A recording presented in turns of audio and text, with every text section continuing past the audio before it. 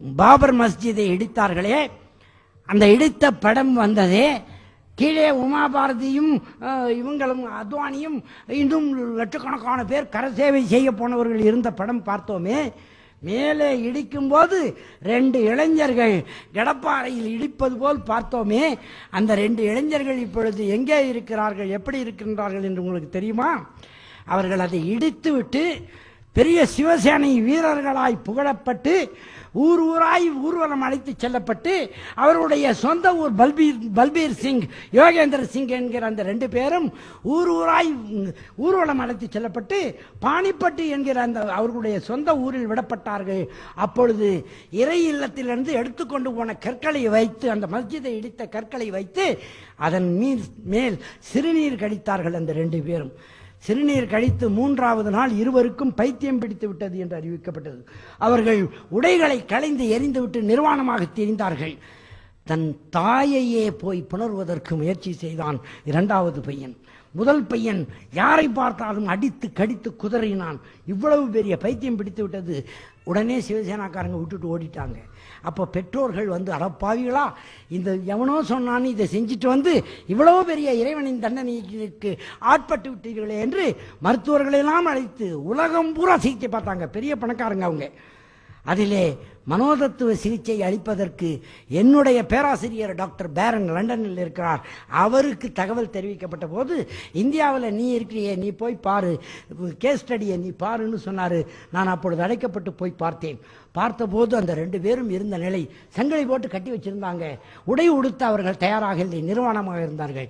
நான் சிகிச்சை செய்ய முயற்சி செய்து ஸ்கிசோப்ரேனியா ஹை ஆர்டர் என்று கண்டுபிடித்தேனே தவிர இவ்வளவு சீக்கிரம் 3 நாள்ல 4 நாள்ல எல்லாம் அது வராது. 6 வருடம் ஆகும் அது அந்த உச்சநிலையை அடைய. 3 நாளைக்கு முன்னால நல்லா இருந்தான், திடீர்னு இப்படி ஆயிட்டாங்கன்ட்டு நான் சிகிச்சை செய்ய போகும்போதே 1 வருஷம் ஆகி போச்சு. அப்பொழுது அது நம்மளால முடியாதுன்னு நான் சொல்லிட்டே வந்துட்டேன் அந்த பெற்றோர்களுக்கு. இது வேற என்னமோ பிரச்சனை போல இருக்குது, எனக்கு தெரியலைங்கன்னு நான் சொல்லிட்டு வந்துட்டேன்.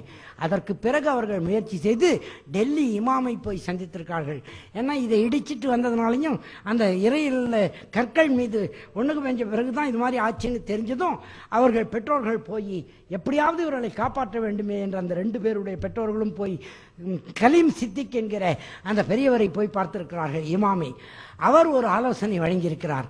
நீங்கள் எங்களாலெல்லாம் ஒன்றும் பண்ண முடியாது, நாங்கள் மந்திரம் போடுறது, மயில் பீலியில் போடுறது, தர்கா வழிபடுறது, இதிலெல்லாம் இதை தீர்க்க முடியாது. அந்த முயற்சியெல்லாம் அவங்க பண்ணியிருக்காங்க. ஆனால் இறைவன் நாடினால்தான் இது சரியாகும், அவன் நாட்டத்தில் தான் இது வந்திருக்குதுன்னு சொல்லி கலீம் சித்திக் என்கிற அந்த இமாம் டெல்லியிலே பெரிய மசூதியிலே, இன்னைக்கு ஜும்மா மசூதியிலே அவர் தான் இமாமாக இருக்கிறார் இன்னைக்கு வரைக்கும். அந்த பெரியவர் அந்த மாதிரி அந்த பெற்றோர்களை நீங்கள் போய் இறைவனை ஏற்றுக்கொண்டு அவனிடத்தில் மன்றாடுங்கள் என்று சொல்லிக் கொடுத்தார். அவர் சொல்லிக் கொடுத்த முறைப்படி மன்றாடி விட்டு வெளியே வந்தாராம் அவங்க தந்தை. 2 பேருடைய தந்தைகளும் வெளியே வந்தபோது அந்த தலப்பாயை கட்டி இருந்தார் பாருங்க, அந்த இவர் பனியா, அதை பிடுங்கி, அந்த அவர் பேர் பல்பீர் சிங், யோகேந்திர சிங் 2 பேர், அந்த தலப்பாகையை பிடுங்கி தன்னுடைய மறைவிடத்தை மறைத்து கொண்டானாம். 2 பேருமே உணர்வு வந்து விட்டது. உடனே சரியா போயிடுச்சு. இப்போ மறுபடியும் நன்றி தெரிவிப்பதற்கு கலீம் சித்திக் இடத்துல போய் நல்லா ஆயிட்டாங்க, இப்போ என்ன செய்யணும்னு கேட்டால் அவர்களை இஸ்லாத்தில் இணைத்து விடுங்கள் என்று சொன்னாராம். கலிமா சொல்லி அந்த குடும்பமே இணைந்து விட்டது. அது மட்டுமில்லை, முக்கிய செய்தி சொல்கிறேன், அந்த 2 பேரும் ஒரு இறை இல்லத்தை இடிப்பதற்கு தூண்டிவிடப்பட்டு செய்தார்களே, அல்லாஹ்வாலே வசீகரிக்கப்பட்டு தண்டிக்கப்பட்டு கண்டிக்கப்பட்டு மறுபடியும் மன்னிக்கப்பட்டு ஏற்றுக்கொள்ளப்பட்ட பின் 100 மஸ்ஜித்களை இந்தியாவில் கட்டுவதற்கு பாடுபட்டு ஊர் ஊராய் அலைந்து கொண்டிருக்கிறார்கள். அந்த கலீம் சித்திக்கும் வருகிறார்.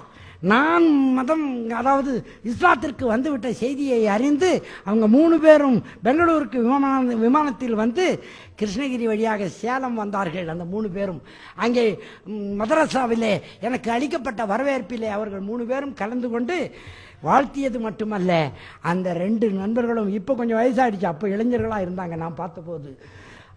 இப்போ அவர்கள் 2 பேரும் என்னை பார்த்து கேட்டாங்க, அவங்க மொழியில் சொன்னாங்க, அதை எனக்கு மொழிபெயர்த்து சொன்னாங்க, என்ன தம்பிங்கெல்லாம் முதலே வந்துட்டோம், அண்ணன் இவ்வளோ லேட்டாக வர்றேன்னா. அந்த 2 பேரும் தம்பிங்கெல்லாம் எப்போ வந்துட்டோம், அண்ணன் லேட்டாக வர்றேன்னா. தம்பி தப்பு பண்ணிட்டு வந்திருக்கிறேன், நான் தப்பு பண்ணாமல் வந்துக்கிறேன்.